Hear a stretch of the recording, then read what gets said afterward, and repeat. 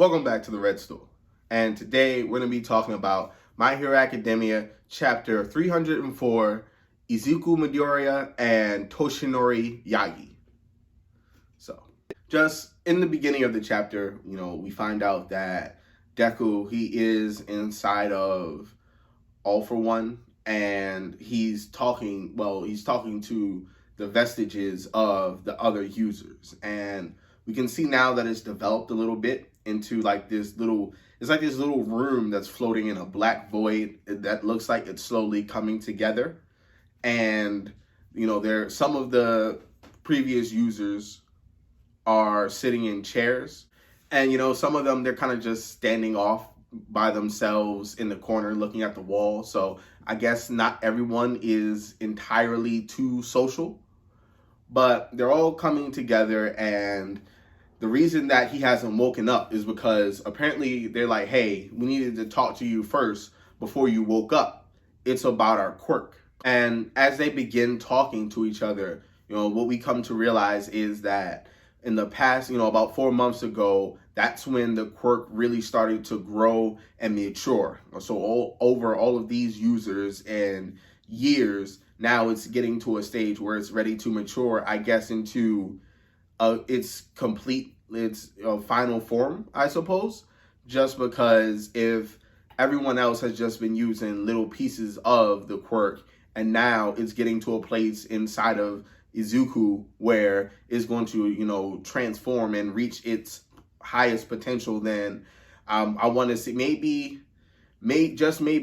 it'll form to him being able to use all the quirks at the same time, or they could all come together to form some type of new weird quirk, so we just don't know, but we do know that they're sharing some sort of consciousness with each other, and that every quirk user's personality is in their quirk a little bit. We found that out when they were fighting One For All, and he's like, hey, your personality is directly attached to your quirk, so you're getting that too. Well, so all the users have left a piece of themselves inside of One For All.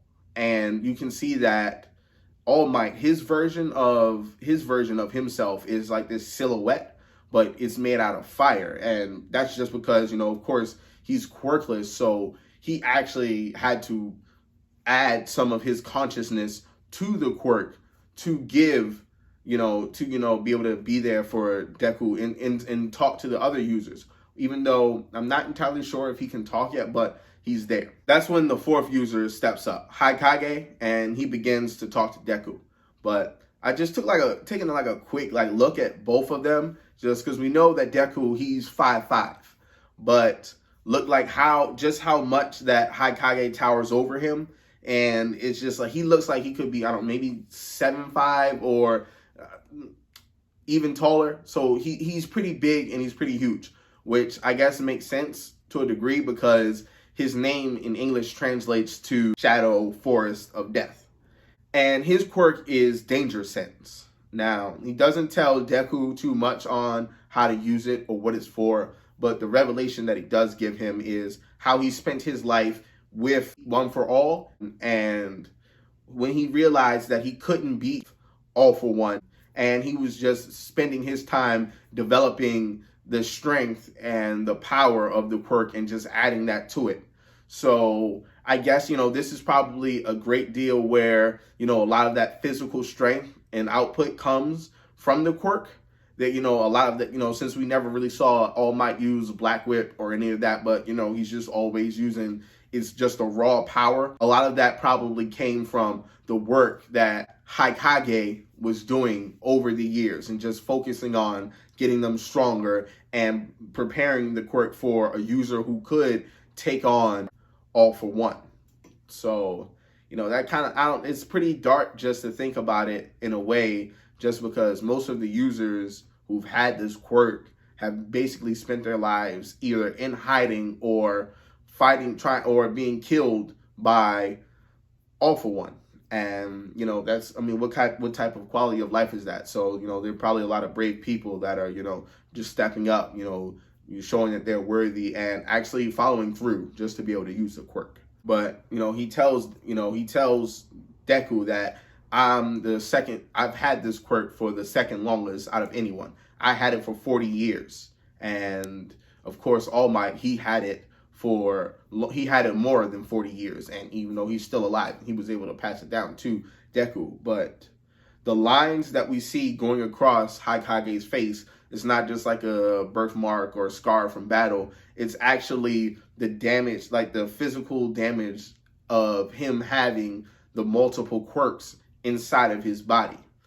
Because when you look at it, they're pouring the power of other people in their quirks inside of their bodies. And innately, they're not built to have the other quirks as well. Every person who was born with like dual abilities, and they can, like half hot, half cold, or, when you have those fusion type quirks like Bakugos, their bodies were specifically made, and, they were born to handle those quirks in most situations. But, if you look at anyone who artificially has more than one quirk, like, the Nomus, All for One, and even the users of One for All, without, all for One and the Nomus, they've always had that aid of the regenerative quirks and all the, they were able to put in things like that inside of their quirks just so their body could keep up with, the strain of having more than one quirk that isn't theirs inside. With Haikage dying of old age at 40, it's because his body wasn't able to handle the quirk. So 40 was pretty old to be carrying 3 other quirks besides your own. That just brings us to All Might. And of course, we all know All Might, he didn't have a quirk. So he didn't run into this issue that everyone else did, because his body was basically hollow to a degree. It didn't have anything. So he wasn't, once he did receive a quirk, he wasn't overfilling him. He didn't exceed his capacity for one. His body could handle it. And, I guess that's a little interesting. You think it would be the other way around, since he didn't have a quirk, and now all of a sudden he has this multitude of quirks combined together inside of him. You think it would be too much, but I guess, not having a quirk is the, secret ingredient for being able to successfully age and use One for All. Just because without that added strain of having your quirk and the meshing with the others, it doesn't take that time off of your life. It doesn't put the extra strain on your body. And I think this is why it's probably started to mature so much. And All Might was able to tap into it and probably start that process, with his career, and stoke up the flames. And now he's passing it on to Deku, and things are about to change and evolve. And, just as the quirk is growing and we've seen him, he unlocks all these new quirks, and it's a little bit random, but now it seems like since they're developing this sort of shared consciousness, it'll probably be a little less random, and Deku can probably get to a point where he can go inside of his body and have them, go inside of the quirk that's building inside of his body and actually train and talk with them. So, since he's still getting accustomed to being able to move around inside of the quirk, and, he's able to form, somewhat of a mouth now and have this broken speech, but it seems like they can understand each other, mildly. They can mildly understand each other.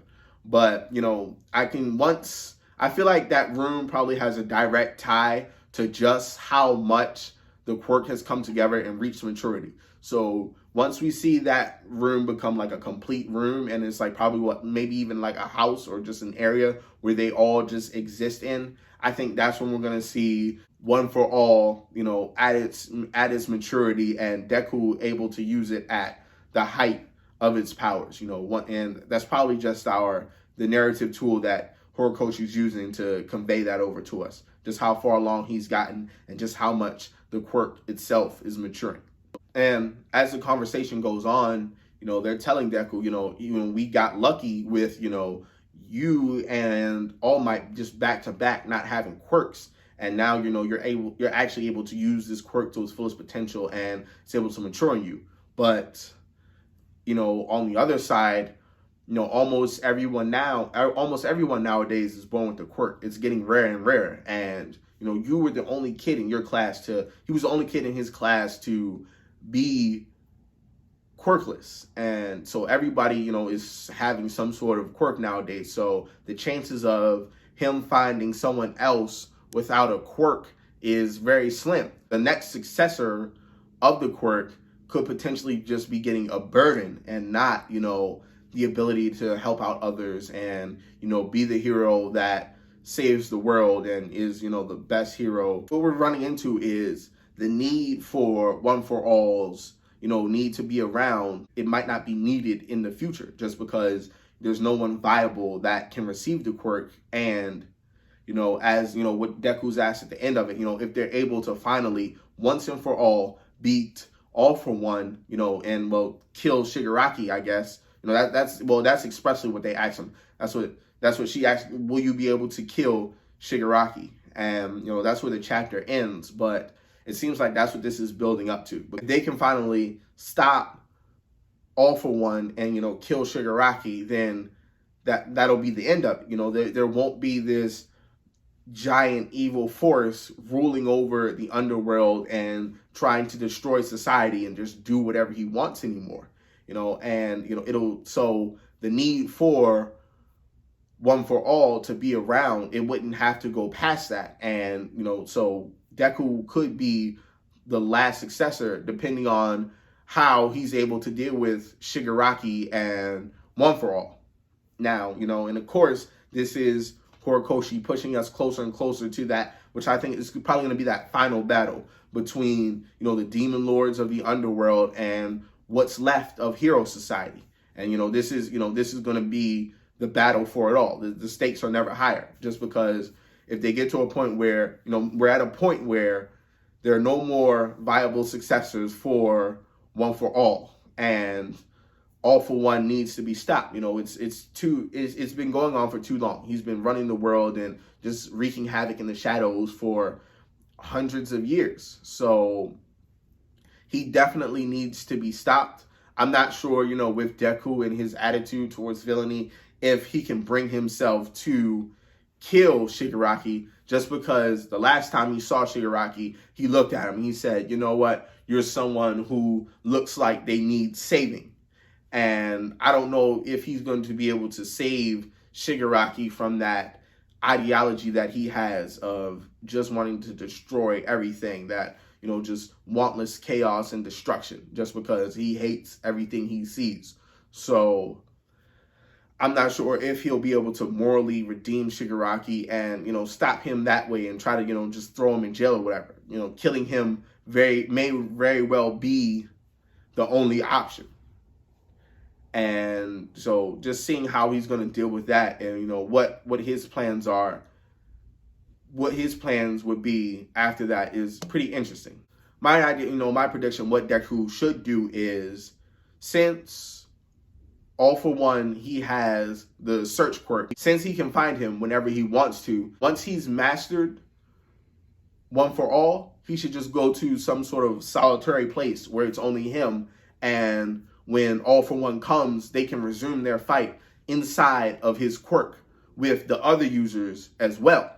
That way, it would minimize so much. It would minimize so many casualties. They wouldn't be having this crazy battle inside of a crowded city, and that would just take would be one less thing for them all to worry about.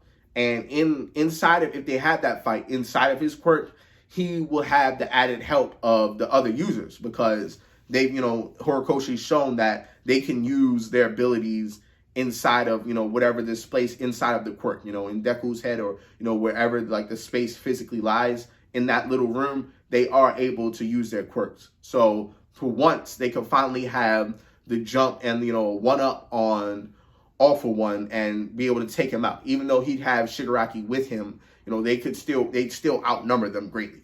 And, so that's how I think the final battle is probably going to be handled, and should, just if they're looking to minimize casualties and everything. And the other heroes inside of society, and even the kids from the schools, they can focus on rounding up the rest of the escaped villains and whatever, this new league of villains that All For One has put together. So these are just my predictions for the big final battle that could be happening. And honestly, but the only thing about this idea is it does hinge on the fact that Deku needs to be able to move around inside of the quirk, and it needs to be at its most mature point, and we don't know when that's going to come. So it could take a few years, it could take months. We just never know with the training and how it's going to go. So we'll just have to see how, we'll just have to see. And of course, once again, if it does take years, it would make sense, since Hero Society would probably be on a continuous decline. Him being able to come back and just save Hero Society and rebuild it and protect everyone from another crazy battle like the ones that we've become accustomed to, it would, he's the greatest hero in the world, even better than All Might. If he can do all of that, that's just my theory and how I think he should handle it going forward. But, as always, I definitely want to hear what you guys think. What are your theories? Let me know. And the comment section is always open. Definitely leave a like, subscribe, and share with your friends. We'll see y'all later. Peace.